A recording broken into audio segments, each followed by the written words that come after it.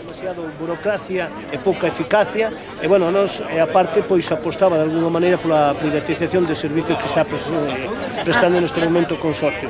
Parece-nos totalmente inoportuno, totalmente rexeitable estas declaracións, porque, bueno, dá a impresión que quere poñer en tela de xuízo, primeiro, as funcións importantes que está a cumprir neste momento o consorcio, que supuxo un avance a respeito do que había, do que son os servicios sociais, pero fundamentalmente parece-nos sumamente perigoso a proposta que ten fondo que pode poñer en perigo máis momentos postos de traballo de 1.100 persoas que neste momento están levando a cabo unha función importante, que, sin lugar a dudas, poñeron a funcionar pois toda esta rede de servicios e que están desempeñando un traballo esencial para que realmente a cidadanía galega teña uns servicios públicos de calidade, non?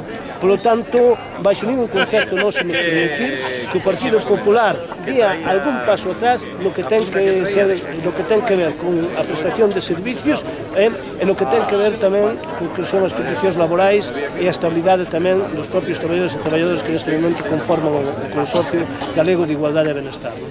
Esos 1.100 traballadores serían no referido á educación? Non, vamos, aquí estamos a falar de centros de día, de centros de atención aos maiores, estamos a falar pois tamén de outros programas de I+B, estamos a falar tamén, evidentemente, do que son as galescolas, non? Que é un número importante de profesionais, pero que non exclusivamente, non? Considerades que esa privatización menguaría, vamos, a calidade, por exemplo, do servicio que se dan nas galescolas?